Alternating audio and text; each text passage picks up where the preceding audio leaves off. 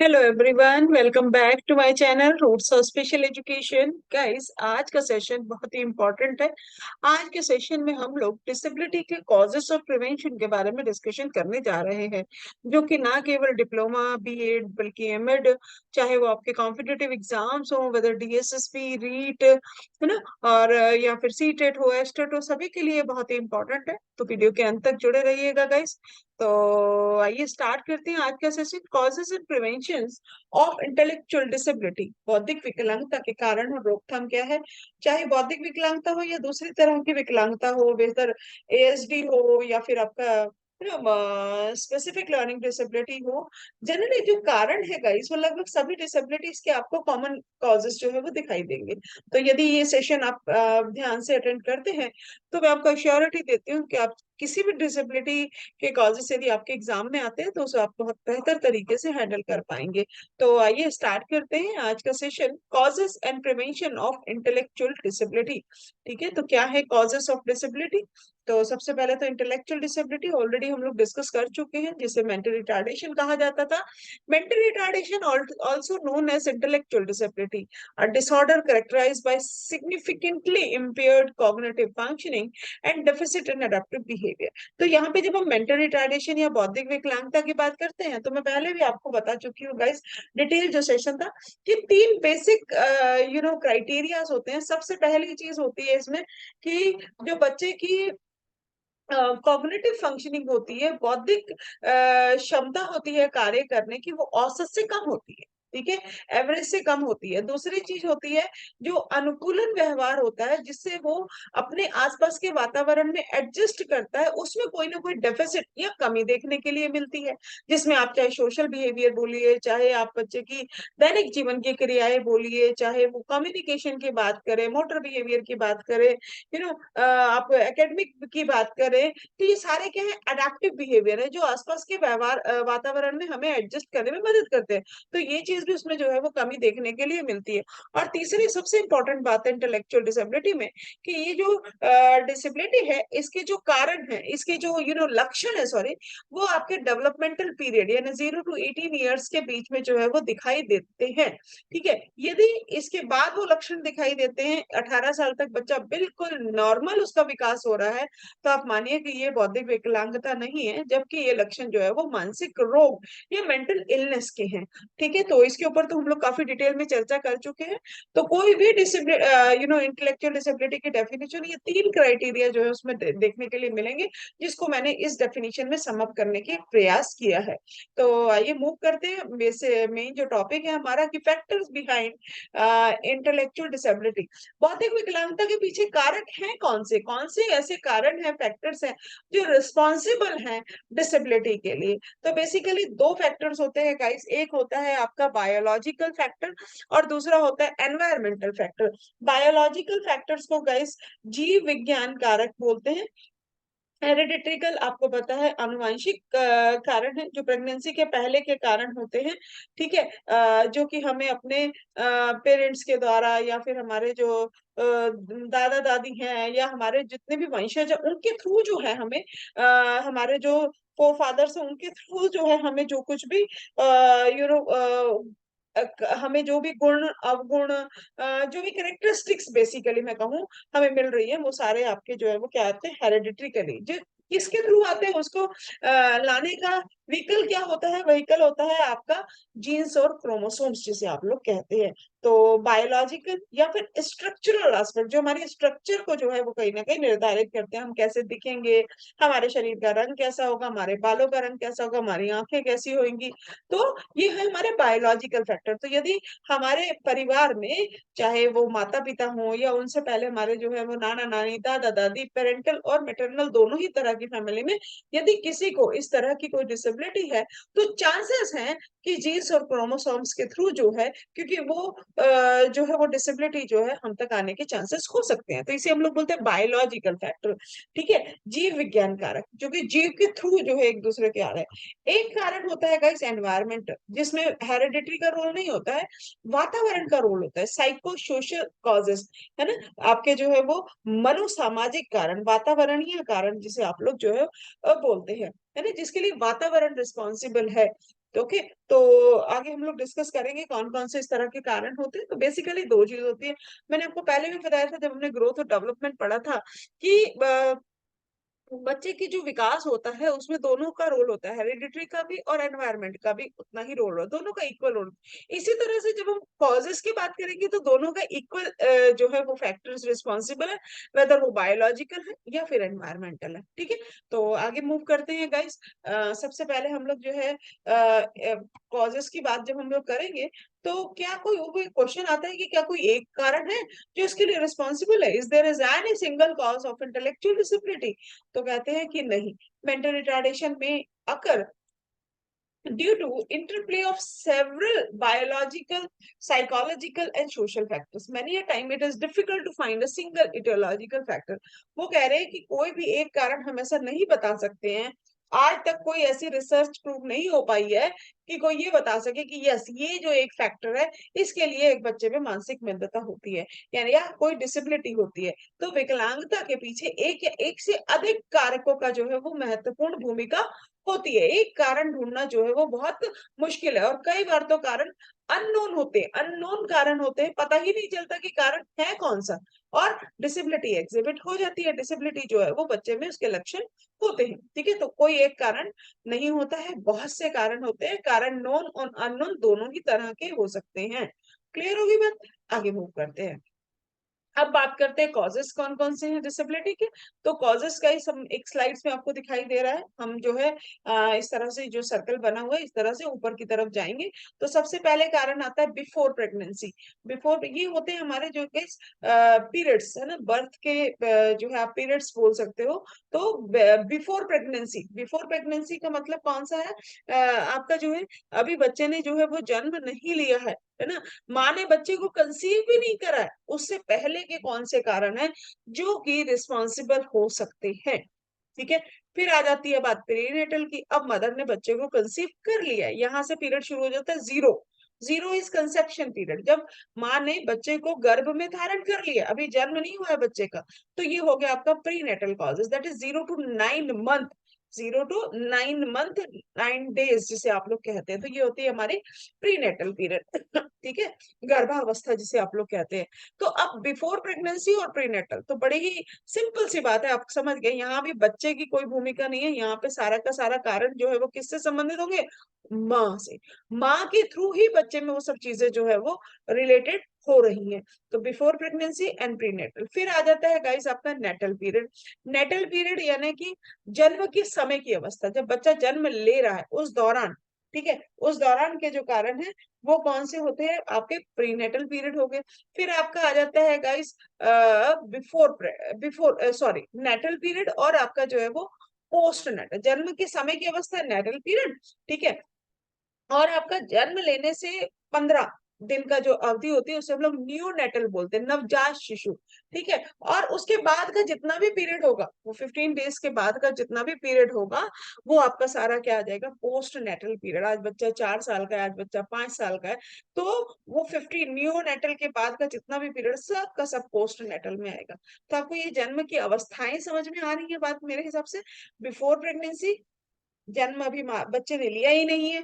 ठीक है, तो क्योंकि माँ ने बच्चे को जन्म देना, तो बहुत सारे ऐसे कारण हैं जो माँ उस बच्चे को जन्म देने के लायक भी है या नहीं है, कैपेबल भी है या नहीं है, स्वस्थ है या नहीं है उसके लिए, ठीक है, धारण करने योग्य है या नहीं है गर्भ को, ये चीज आएगी बिफोर प्रेगनेंसी में। क्लियर है? तो इनको हम लोग एक एक करके गाइस डिस्कस करते हैं। एक आई थिंक ओवरव्यू आपको मिल जाएगा कि ये जन्म की अवस्थाएं समझना आपको जो है वो बहुत जरूरी है, तब तक आप कॉजेस जो है वो नहीं समझ पाएंगे। आगे मूव करते हैं गाइस।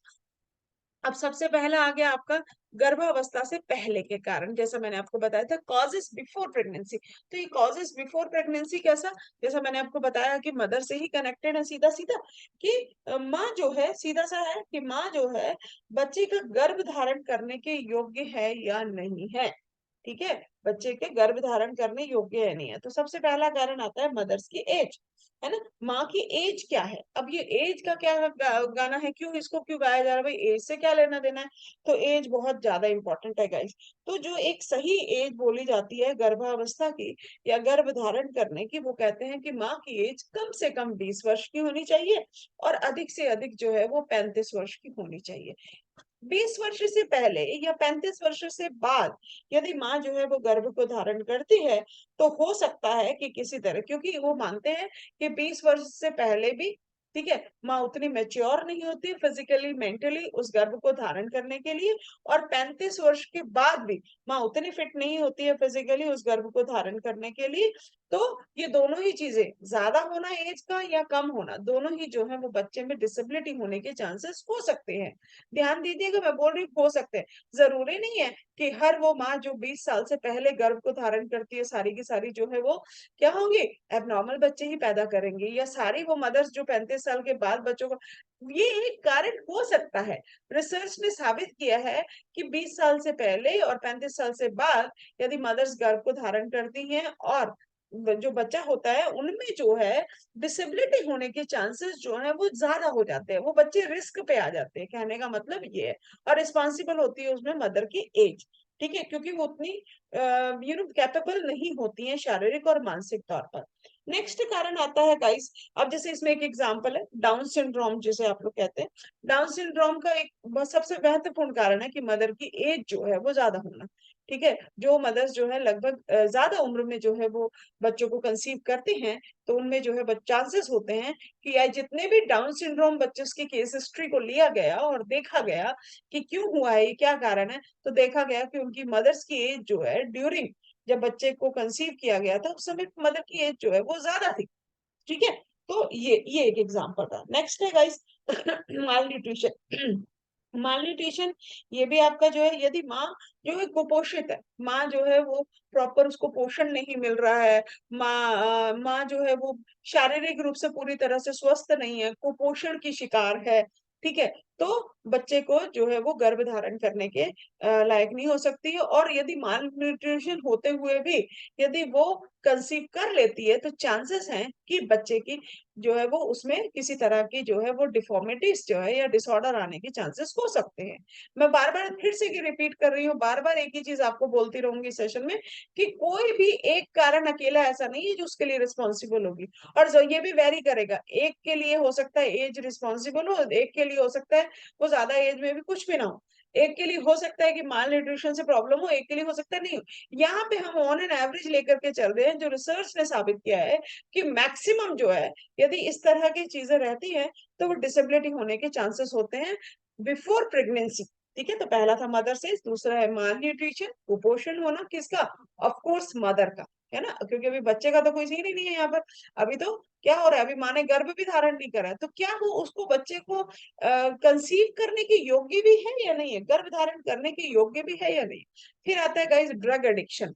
यदि माँ जो है वो उसको नशे की लत है, किसी भी तरह का कोई एडिक्शन है ना, स्मोकिंग करती है, धूम्रपान करती है, या फिर किसी भी तरह का कोई ड्रग्स लेती है, शराब वगैरह पीती है, तो जो है हो सकता है कि बच्चे को किसी भी तरह की जो है वो प्रॉब्लम हो सकती है डिसेबिलिटी से रिलेटेड, ठीक है। यदि इस उसमें ड्रग ड्रग एडिक्टेड मदर यदि बच्चे को कंसीव करती है तो हेरिडिटरिकल, जैसा वो तो मैंने आपको बताया ही, वंशानुगत हो सकता है, माँ को ही किसी प्रकार की कोई वो मानसिक रोगी हो, है ना, डिप्रेशन हो बहुत अधिक, या फिर आपका जो है वो किसी हो सकता है मेंटली चैलेंज्ड हो, और वो यदि बच्चे का गर्भ धारण करती है तो हो सकता है हेरिडिटरीकली जो है वो प्रॉब्लम बच्चे में भी आ सकती है, ठीक है।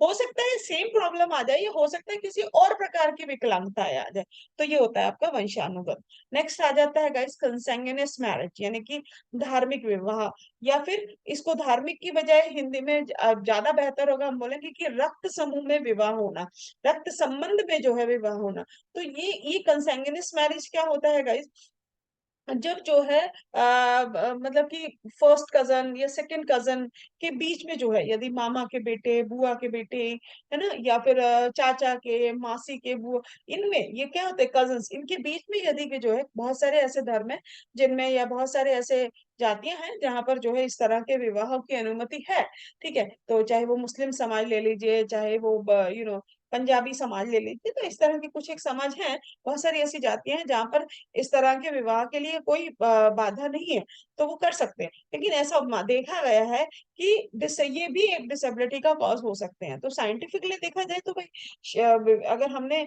कजन या इनसे शादी कर ली तो उसमें डिसेबिलिटी बीच में कहाँ से आएगी? तो किस इसमें हो सकता है कि वो जो जिनसे मैरिज हो रही है, हो सकता है कि वो डिसेबिलिटी के कैरियर हो। ठीक है, डिसेबिलिटी के डोमिनेट ना हो उनमें डिसेबिलिटी, लेकिन कैरियर हो सकता है कि उनके अंदर ऐसे जीन्स हो जिसमें कि डिसेबिलिटी का जो है वो चांसेस हो होने के, है ना। और जब इस तरह के उसमें रक्त समूह में शादी हो जाती है, तो हो सकता है कि कैरियर और कैरियर मिल करके, और हो सकता है कि वो डिसेबिलिटी बच्चे में आकर के डोमिनेंट हो जाए और बच्चे में डिसेबिलिटी जो है वो प्रकट हो जाए। ठीक है, तो ये चीज जो है वो कंsanguineous मैरिज में आएगी। तो ये गाइस कुछ कारण है, चाहे वो एज हो, malnutrition हो, ड्रग एडिक्शन हो, हेरिडिटरी हो, या कंsanguineous मैरिज हो, तो ये जो है वो चांसेस होते हैं कि बच्चे में डिसेबिलिटी हो सकती है, किसी एक कारण से भी या एक से अधिक कारण से भी। आगे मूव करते हैं, नेक्स्ट में है प्रीनेटल कॉजेस। ये प्रीनेटल कॉजेस क्या होते हैं गाइस? प्रसव पूर्व कारण, हिंदी में क्या बोलते हैं इसको? प्रसव पूर्व कारण। यानी अभी बच्चे का जन्म नहीं हुआ है, उससे पहले के कारण जो है वो क्या है? तो सबसे पहले, अब बच्चे ने जो है वो, माँ ने बच्चे को गर्भ धारण कर लिया है। अब स्टेजेस समझते जाइए, जन्म की अवस्थाएं समझिएगा। गर्भ धारण हो चुका है, अब ये पीरियड है आपका प्रीनेटल, आप चाहें तो लिख सकते हैं 0 to 9 मंथ का। ठीक है, तो ये होता है आपका फुल टाइम। अगर आपसे बोले कि क्या टाइम होता है प्रेगनेंसी का, तो आप बोल सकते हैं कि 9 मंथ 9 डेज। ओके, तो ये होती है फुल टर्म डिलीवरी का पीरियड, फुल टर्म प्रेगनेंसी। तो अब इस पीरियड के दौरान यदि कोई प्रॉब्लम होती है, तो जैसे कि ऑफ कोर्स ये भी मदर से ही रिलेटेड है सारी चीजें। ठीक है, क्योंकि माँ ने तो अभी बच्चे को गर्भ में धारण करा हुआ है, बच्चा बाहर तो दुनिया में आया नहीं है। तो अब इसका मतलब है जो भी कारण है वो मदर से कनेक्टेड होकर के बच्चे तक जाएंगे। तो इन्फेक्शन ड्यूरिंग प्रेगनेंसी, यदि माँ ने तो बच्चे को गर्भ में धारण कर रखा है, यदि माँ को इस दौरान, ये 0 to 9 मंथ के पीरियड में यदि कोई इन्फेक्शन हो जाता है, तो हो सकता है कि वो इन्फेक्शन जो है, खास तौर से फर्स्ट 3 मंथ बहुत ही सेंसिटिव होते हैं, जिसको आप लोग फर्स्ट ट्राइमेस्टर बोलते हैं। और ये जो आपके 9 मंथ की प्रेगनेंसी होती है guys, इसको 3 ट्राइमेस्टर में गिना जाता है। किसमें? 3 ट्राइमेस्टर में गिना जाता है। ठीक है, 3 स्तर पर, आप 3 लेवल पर आप उसको बोल सकते हैं। तो जो फर्स्ट 3 मंथ्स होते हैं, वहां पे यदि कोई इन्फेक्शन मदर को होता है, तो वो बच्चे के सीधे सीधे ब्रेन डेवलपमेंट पे जो है वो प्रभाव, विकास पे जो है वो प्रभाव डालता है, नेगेटिव इफेक्ट डालता है बच्चे के दिमाग के विकास के ऊपर। ठीक है, तो ये हो गया आपका इन्फेक्शन ड्यूरिंग प्रेगनेंसी। किसी भी प्रकार का इन्फेक्शन, जैसे कि हर्पिस हो गया, रूबेला हो गया, सिफिलिस हो गया, तो इस इन्फेक्शन से, और ये सब इन्फेक्शन होने से कई बार इस दौरान आपने सुना होगा कि शुरू में, खासतौर से जब फर्स्ट बेबी मदर कंसीव करती है, तो ये फर्स्ट 2 3 मंथ बड़े रिस्की बोले जाते हैं। हमारे बड़े बोलते हैं कि बहुत रिस्की है। क्यों? इस समय पे यदि किसी भी तरह की कोई रिस्क हुई, तो अबॉर्शन की चांसेस जो है वो बढ़ जाते हैं। उसके पीछे कारण जो है वो कोई ना कोई इन्फेक्शन हो सकता है। क्लियर? आगे मूव करते हैं guys, illness during pregnancy, maternal diseases. यदि माँ को, ऑब्वियसली मातृ रोग की यहाँ पर आएंगे, क्योंकि अभी तो बच्चा तो माँ के गर्भ में है। तो यदि माँ को किसी भी प्रकार की कोई भी बीमारी है, किसी भी प्रकार की इलनेस है, अब वो चाहे वो एक्सेसिव स्ट्रेस हो, बहुत ज्यादा माँ तनाव में रहती है, किसी प्रकार का कोई, किसी की डेथ हो गई है, कोई सदमा उसने झेला है, कोई बहुत एक्सीडेंट हो गया है, किसी प्रकार का मेंटल टॉर्चर है, मानसिक रूप से कोई तनाव है बहुत ज्यादा, माँ को जो है वो मेंटल इलनेस है, या मदर जो है वो मानसिक रोगी है किसी भी प्रकार से, या फिर मदर को फिट्स पड़ते हैं, तो ये सारी चीजों का प्रभाव जो है वो बच्चे के विकास पर पड़ेगा। और वो विकास, कौन सा विकास हो रहा है?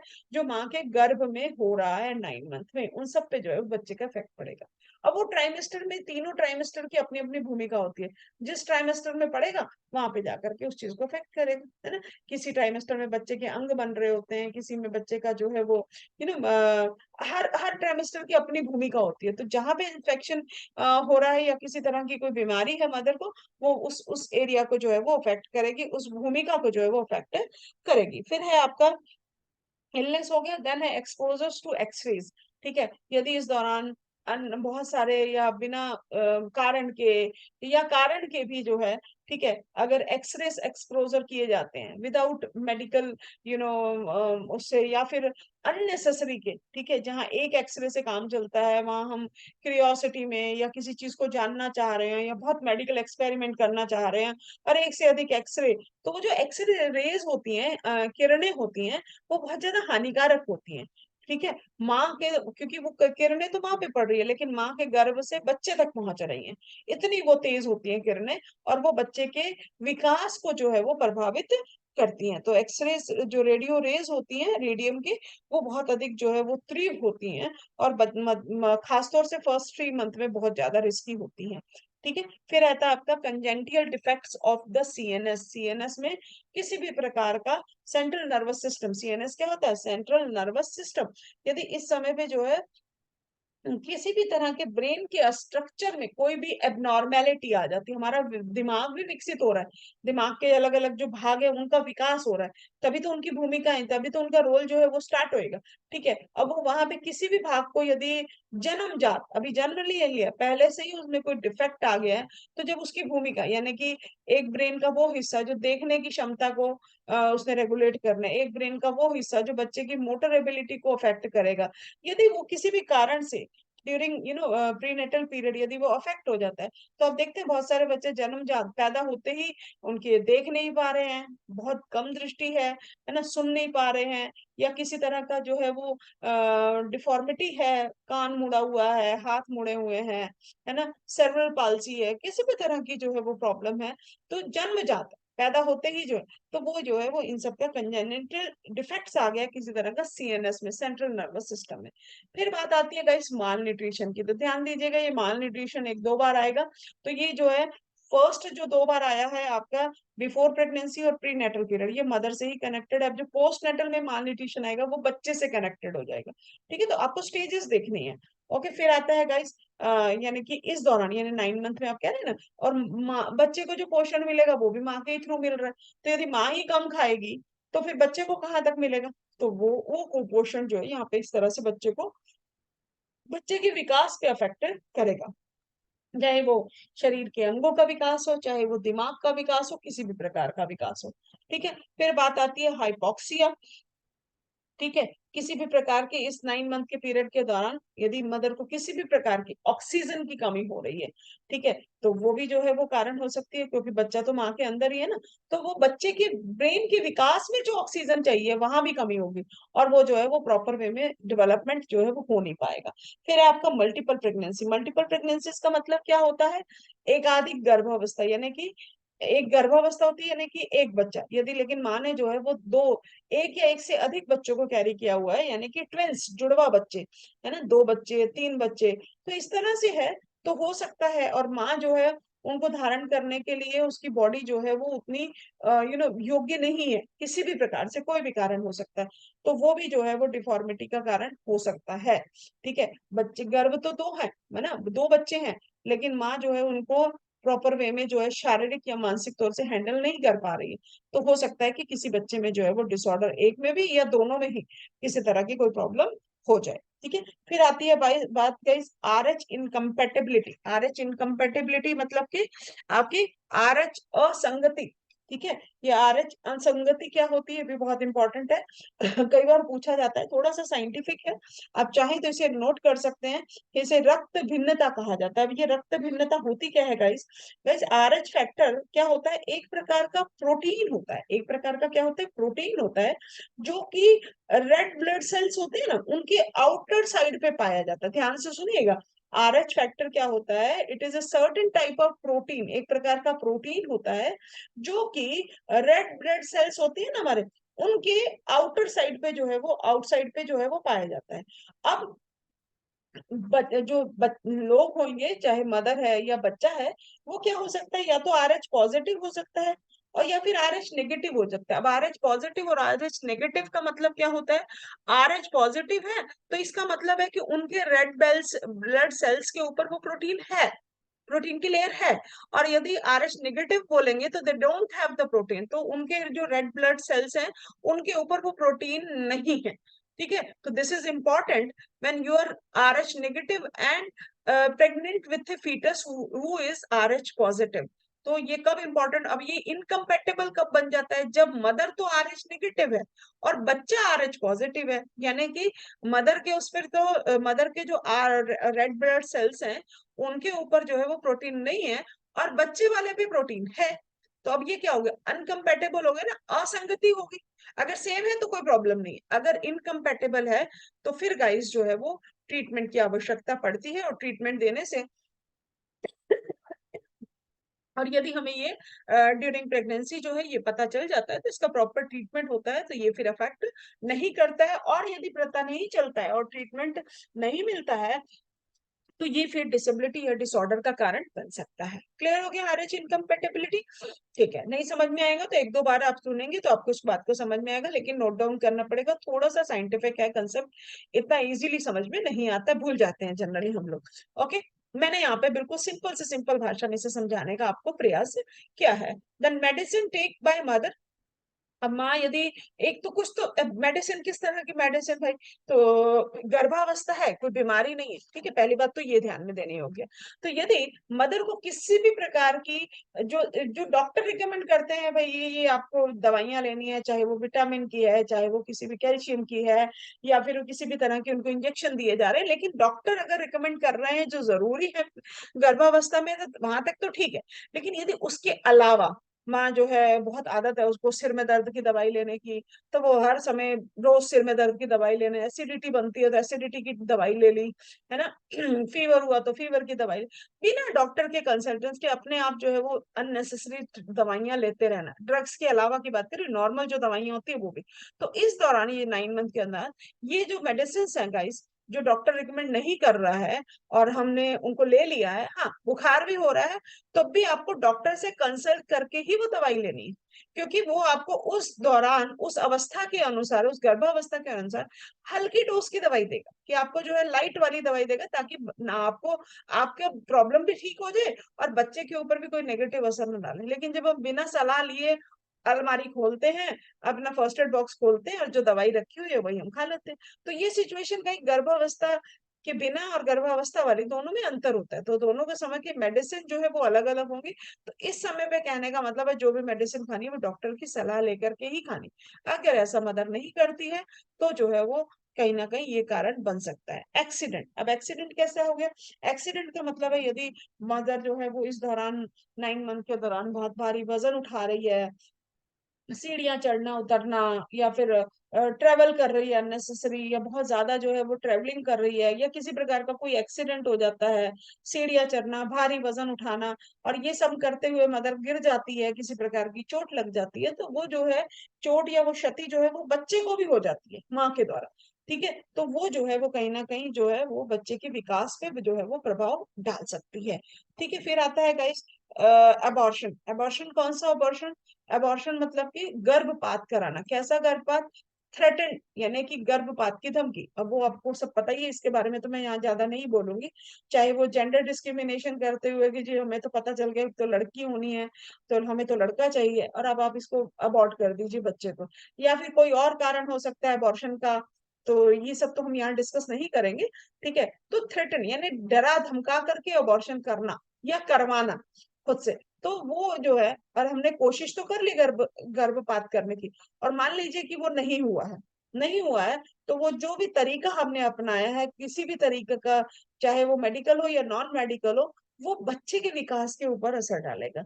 मेरे इस कैरियर के दौरान जब मैं केस हिस्ट्रीज लेती हूँ पेरेंट्स से, बच्चे से रिलेटेड, तो कई बार ऐसे पेरेंट्स मेरे सामने आए हैं जिन्होंने ये बताया है, क्योंकि हमने ये जब होने वाला था बच्चा या होने वाली थी, तब हमने जो है उस समय पे अबॉर्ट करने की कोशिश करी, क्योंकि ये बच्चा अनवांटेड था, हमें चाहिए नहीं था उस समय पे, और हमने गर्भ धारण कर लिया। तो इस तरह की चीजें थी, तो हमने कोशिश करी, किसी से दवाई ले ली, किसी से मतलब मेडिकल या नॉन मेडिकल, बिना पूछे केमिस्ट से लेकर के आ गए। और हुआ क्या, वो दवाई लेने के बाद भी हमारा गर्भपात जो है अबॉर्शन नहीं हुआ, लेकिन वो बच्चे के ब्रेन पे, और पता चला कि बच्चे को आगे जाके डिसेबिलिटी तो हुई है, बच्चे को जबरदस्त फिट्स पड़ते हैं और बहुत कुछ होते हैं। ये रियल चीजें हैं गाइस जो फेस की जाती है। जब आप लोग भी फील्ड में आगे आगे बढ़ेंगे तो आप लोग ये सब चीजें देखेंगे। तो गाइस ये थे आपके प्रीनेटल कुछ इंपॉर्टेंट इंपॉर्टेंट कॉजेस जिनको मोस्टली मैंने कोशिश किया कवर करने का। नेक्स्ट है गाइस नेटल, ठीक है, या नियोनेटल कॉजेस, प्रसवकालीन कारण, यानी कि अब बच्चे का जन्म के दौरान की, बच्चा जन्म ले रहा है उस समय पे कौन कौन से कारण है जो डिसेबिलिटी के कारण हो सकते हैं। तो पहला है गाइस प्रीमेच्योर बर्थ, ठीक है, प्रीमेच्योर बर्थ हो सकता है। क्या प्रीमेच्योर बर्थ तो तब होगा ना जब आपको प्रॉपर बर्थ का समय पता होगा कि कौन सा नॉर्मल बर्थ टाइम क्या था। जैसा मैंने आपको बताया कि 9 मंथ 9 डेज ये आपका जो है वो क्या कहलाता है, नॉर्मल जो है वो एक्चुअल डिलीवरी का पीरियड माना जाता है, बिल्कुल सही गर्भावस्था का जो है वो समय होता है, ठीक है। लेकिन जो है वो बच्चा यदि 9 मंथ 9 डेज से पहले ही प्रीमेच्योर होता है, थोड़ा बहुत ऊपर नीचे होता है तो इट्स ओके, ठीक है, 9 मंथ में ही हो गया तब भी ओके। लेकिन मान लीजिए बच्चा 7 मंथ में ही बच्चा डिलीवर हो गया, 8 मंथ में ही बच्चा डिलीवर हो, तो ये तो अभी एक्चुअल टाइम नहीं है। तो इसका मतलब है कि वो जो एक महीने, मान लीजिए 8 मंथ में हो गया, मान लीजिए 7, आपने बहुत सुना होगा कि बच्चा 7 मंथ में हुआ है, प्रीमेच्योर बेबी है, ठीक है। तो क्या हुआ, वो जो 8 और 9 मंथ का जो डेवलपमेंट का पीरियड था, जो माँ के गर्भ में होना था, वो तो हो ही नहीं पाया। तो उस समय भी तो बहुत सारी इंपॉर्टेंट चीजें होनी थी ना, जो नहीं हो पाई, और बच्चा तो समय से पहले ही बाहर आ गया। अब इस दौरान जो होने वाला जो डेवलपमेंट था वो जो है बच्चे के विकास में अब एक जो है वो नेचुरल उसका डेवलपमेंट हो रहा था माँ के गर्भ में, और एक आप बाहर आर्टिफिशियल चीजों के द्वारा जो है आप उसको मेडिकल में रख करके और ट्रीटमेंट दे करके आप उसका डेवलपमेंट कराने की कोशिश कर रहे हैं, ठीक है, वो कंपेंसेट करने की कोशिश करें, तो वो उस तरीके से नहीं होगा। तो ये भी एक कारण हो सकता है, natal cause, premature birth, ठीक है। तो समय से पहले के जन्म होना, वो 7-8 महीने कुछ भी हो सकता है। Then low birth weight. अब लो बर्थ वेट तो आपको जो है वो एक्चुअल ये भी पता होना चाहिए कि सही बर्थ वेट क्या है, ठीक है ना। तो वो आपको जो है वो मालूम होना चाहिए लो बर्थ वेट। तो सही क्या होता है गाइस, लो बर्थ वेट का मतलब क्या होता है, लेस देन 2 kg, क्या होता है, लेस देन 2 kg, ठीक है। तो 2 किलो से यदि बच्चा कम का है तो उसे आप लो बर्थ वेट कहेंगे। तो फिर सही बर्थ वेट क्या होता है, तो सही बर्थ वेट होता है गाइस 2500 ग्राम या 2.5 किलो का बच्चा। यदि बच्चा जब जन्म लेता है तो उसका वजन किया जाता है, तो नॉर्मल जो होता है वो 2.5 किलो होता है। लेकिन बच्चा जो है मान लीजिए 2.5 किलो 2500 ग्राम जिसे आप कहेंगे, अब मान लीजिए 2300 हो गया तो क्या एबनॉर्मल हो गया, नहीं होगा, है ना। वो कह रहा है कि 2500 नॉर्मल है, ठीक है। अब बच्चा जो है वो मान लीजिए 2 किलो से भी कम है, ठीक है, 2000 ग्राम से भी कम है, तो फिर क्या होगा, फिर बच्चा जो है वो चांसेस होते हैं कि उसमें प्रॉब्लम होगी। अब इधर हाई में ले लीजिए, बर्थ वेट बहुत ज्यादा है, तो अभी 2.5 किलो तो नॉर्मल है, तो क्या 3 होगा तो एबनॉर्मल हो जाएगा, नहीं, 3.5 4, अब क्या हो रहा है, बढ़ती चली जा रही है, तो वहां भी एबनॉर्मेलिटी के चांसेस हो सकते हैं। फिर आता है गाइस लैक ऑफ रेस्पिरेशन, श्वसन की कमी, ठीक है। तो गर्भावस्था के जब बच्चे की डिलीवरी हो रही है, बच्चा जन्म ले रहा है, उस समय पे किसी भी प्रकार की ऑक्सीजन की कमी हो जाती है, मदर को या बच्चे को किसी भी प्रकार की सांस लेने में कोई दिक्कत होती है, तो वो भी जो है बच्चे के ब्रेन को अफेक्ट कर सकती है, और ब्रेन को अफेक्ट करेगी तो उससे ब्रेन से रिलेटेड फंक्शन अफेक्ट हो जाएंगे। ट्रॉमा, किसी भी प्रकार की चोट लगना, कैसा, अब यहाँ पे कौन सा ट्रॉमा है, चोट है ना। बच्चे को जो आप देखते हैं गांव वगैरह में कई बार होता है कि हॉस्पिटल नहीं लाया जाता है, बोलते ट्रेन जो पर्सन है ना, दाई है या फिर जो भी मिडवाइफ जो वगैरह आप जो बोलते हैं, है ना, वो जो है घर पे ही जो है वो उसको जो है वो डिलीवरी हो रही है, तो वो क्या होता है कि वो उतने प्रॉपर ट्रेन तो होते नहीं है, तो वो अनहाइजेनिक टूल्स यूज करते हैं। हो सकता है कि वो बच्चे को प्रॉपर वे में कैरी नहीं कर पा रहे हैं, बच्चा हाथ से स्लिप हो गया है, बच्चा गिर गया है, बच्चे के किसी प्रकार की कोई चोट लग गई, और खासतौर से जब वो चोट सिर पर लगती है, जब डिलीवरी हो रही है तो पहले बच्चे का सिर बाहर आता है, और वो सिर को अगर प्रॉपर वे में हैंडल आप नहीं कर पाए क्योंकि सारा सीपीयू ही वही है, तो वहां पर क्या होगा कि बच्चे जो है वो हैंडल नहीं कर पाएगा, तो वो बच्चे के इतना नाजुक होती है उस समय की सिचुएशन, तो वो जो है वो बच्चे के ब्रेन पे, तो ये चोट होती है, ये ट्रॉमा की बात यहाँ पर करी जा रही है, ठीक है। सीवियर जॉन्डिस की बात हम लोग कर रहे हैं, तो यहाँ पर बच्चे को बहुत ज्यादा अगर पी लिया है, बहुत सारे, लगभग 50% के करीब बच्चों में जो है वो जन्म के समय पे जॉन्डिस जो है वो देखने के लिए मिलता है। तो उसकी भी एक रेंज होती है गाइस, ठीक है। यदि वो जो है वो न्यू बॉर्न जो बच्चा है, यदि उसको सीवियर जॉन्डिस है, अगर माइल्ड लेवल का है तो ओके, ये तो नॉर्मल है, माइल्ड मॉडरेट तक नॉर्मल है, होता है। लेकिन अगर इससे ज्यादा है, इसीलिए ये सारी चीजें चेक की जाती है बर्थ के समय पे, ठीक है। जिसमें आप लोग ने एक कनेक्टेड चीज इससे देखी होगी, अपगार स्कोर, ठीक है। तो आप जरा मुझे इसमें कमेंट बॉक्स में बताइएगा, ये अपगार, APGAR, अपगार, अपगार का फुल फॉर्म क्या होता है, ठीक है। फिर हम लोग जो है कभी इसके ऊपर पूरा एक सेशन में आपको बताऊंगी। तो वो यहाँ पे किया जाता है गाइस, नेटल पीरियड जब होता है, बच्चा जन्म लेता है, तो उसके थोड़े समय बाद ही वो अपगार स्केल जो है वो यूज किया जाता है, जिसमें वेट है ना, बर्थ कराई और ये सारी चीजें जो है वो देखी जाती हैं, ठीक है। तो ये जो श्वसन की कमी जो बोल रहे हैं ना, यहाँ पे क्राई, बच्चा रोया है कि नहीं रोया है, ये चीज भी हो जाती है कि बच्चे, क्योंकि बच्चा जब रोता है ना, तो उसके द्वारा जो है ऑक्सीजन उसके ब्रेन को मिलती है, और फिर वहां से ब्रेन, ये ना मशीनरी आप बोल सकते हो कि सिंपल भाषा में, काम करनी शुरू हो जाती है। जो भगवान ने एक मशीन बना करके, CPU बना करके भेजा है, वो रोने से उसका बटन ऑन हो जाता है। इससे सिंपल भाषा में मैं आपको क्या बताऊं, ठीक है। तो यदि वो बच्चा उस पता ही बाहर लोगों को तब पता जब रोने की आवाज आती है, जी बच्चे ने जन्म ले लिया, ठीक है। ये हम लोग पिक्चर्स और आपका जो है वो नाटक और ये सब सीरियल्स और ये मीडिया की तरह बहुत चीजें हम लोग सब जानते हैं इन सब चीजों को, तो मैं क्या इतना डिटेल में बताऊं आप लोगों को, ठीक है। तो वहां पे यदि नहीं हो पा रहा है, बच्चा रोया नहीं है या देरी से रो रहा है, तो बर्थ क्राई का लेट होना, ये भी जो ये that is related to lack of respiration, श्वसन की कमी हो रही है, तो यहाँ पे आप बर्थ क्राई डिले होना भी आप बोल सकते हो, ठीक है। तो वो भी एक कारण हो सकता है। ट्रॉमा हो गया, सीवियर जॉन्डिस हो गया आपका, ब्रेन हैमरेज किसी भी प्रकार की, यानी बाहर से तो कुछ नहीं पता चला है, लेकिन अंदर अंदर जो है वो किसी प्रकार की कोई हैमरेज हो गई है, कोई चोट लग गई है, जिससे अंदर ब्रेन में जो है वो न्यूबॉर्न बेबी के कुछ ब्लीडिंग होनी शुरू हो गई है। तो जिस पार्ट को अफेक्ट करा है, उस पार्ट में जो है वो डैमेज होने के चांसेस है, और उस पार्ट की फंक्शनिंग भी अफेक्ट हो जाएगी।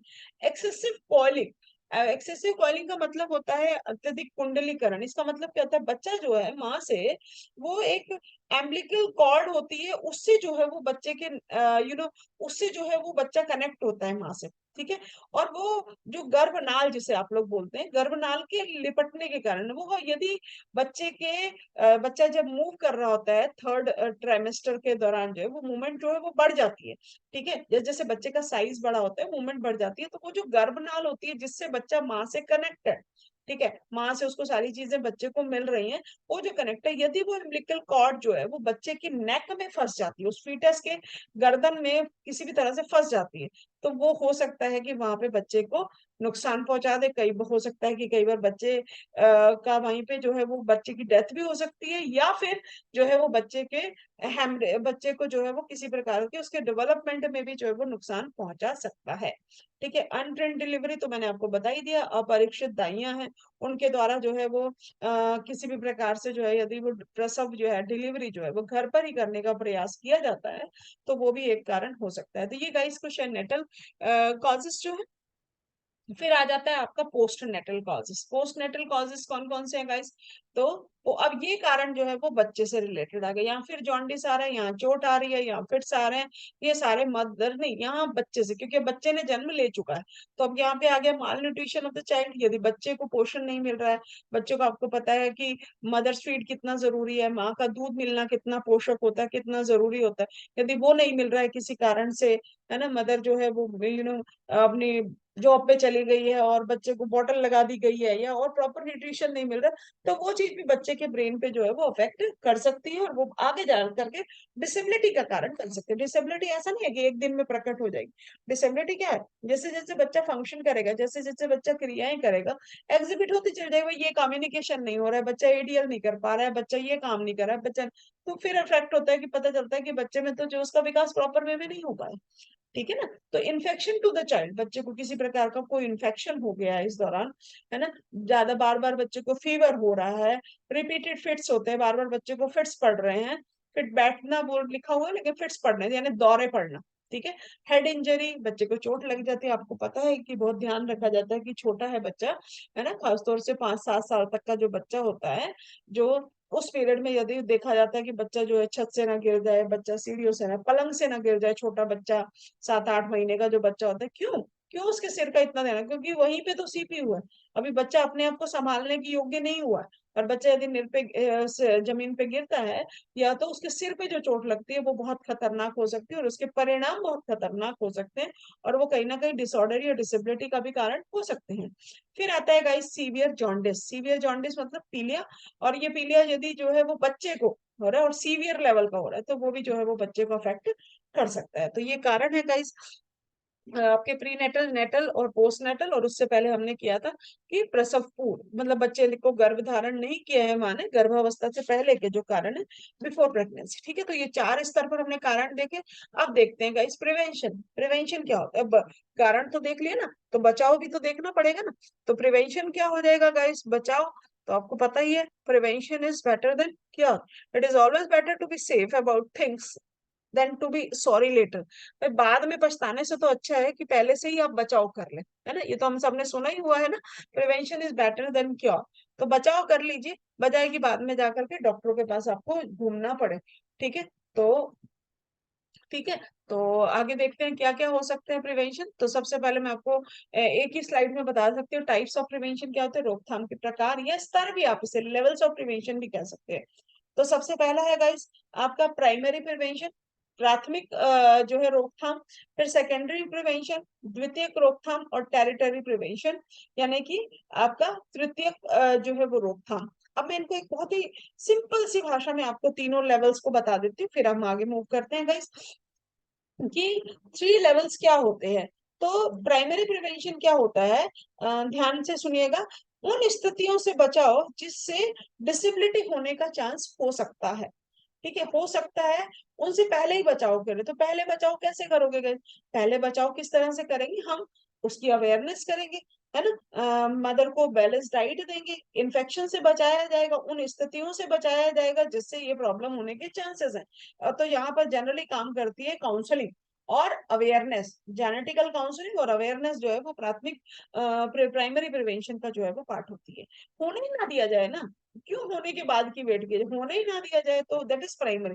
अब होने ही ना दिया जाए तो कब होगा? जब आप काउंसलिंग देंगे, परामर्श देंगे, सलाह देंगे, या फिर जो है दूसरे चीज क्या है, आप जो है अवेयरनेस पहले से ही जागरूकता देंगे जी इन इन कारणों से प्रॉब्लम होती है, तो प्लीज इन कारणों से बच के रहिएगा। किनको दोगे? महिलाओं को दी जाएगी जिन्होंने गर्भ धारण करना है, पुरुषों को दी जाएगी जिन्होंने उनका ध्यान रखना है। तो ये रहेगी आपकी अवेयरनेस और काउंसलिंग के बाद। अभी मान लीजिए हमने ये सब कुछ कर लिया और फिर भी प्रॉब्लम आ गई है ना। हम देख रहे हैं कि बच्चा छोटा है और उसमें ये लक्षण दिखाई दे रहे हैं कि प्रॉब्लम हो सकती है, तब आप क्या करेंगे? तो तब देंगे secondary prevention, that is early intervention. तो अगर प्रॉब्लम आ गई तो घबराइए मत, कारणों का पता लग गया है आपको, आपको शक हो रहा है कि कुछ प्रॉब्लम है, तो फटाफट से जो है वो इंटरवेंशन दीजिए, शीघ्र हस्तक्षेप करिए, ताकि जो है वो प्रॉब्लम बढ़ने ही ना पाए, वहीं रोक दीजिए उसको। ठीक है, क्योंकि अभी बच्चा खतरे में है, खतरे में है, रिस्क में है, डिसेबिलिटी अभी आई नहीं है, दैट इज अर्ली इंटरवेंशन।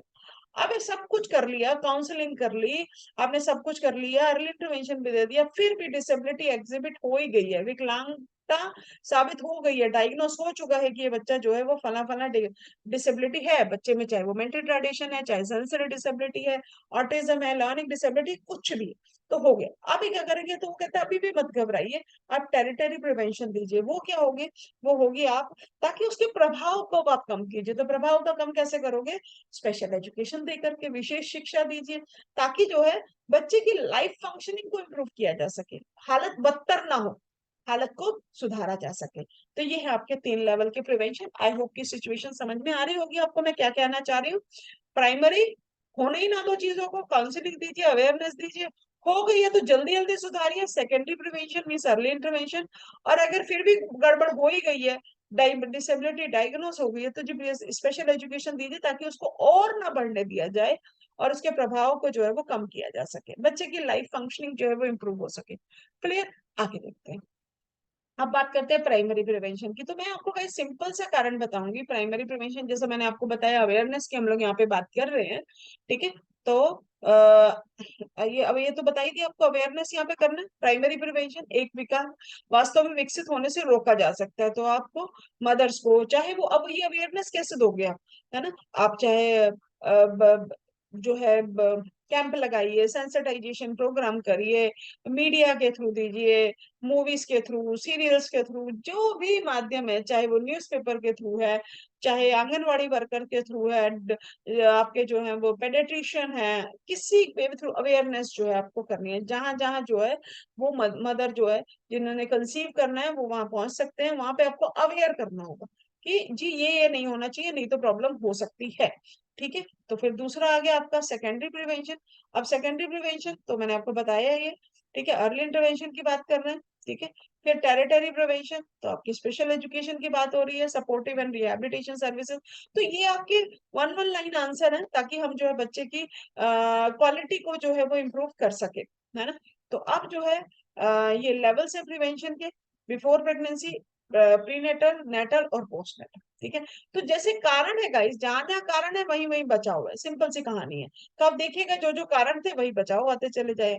तो कारण क्या थे, याद करिए जरा बिफोर प्रेगनेंसी वाला, कि कारण क्या आया था कि बच्चे को मदर की एज जो है वो ज्यादा नहीं होनी चाहिए, याद आया, माल न्यूट्रिशन नहीं होना चाहिए, है ना, ड्रग एडिक्शन है, हेरिडिटी है, कंsanguineous मैरिज है।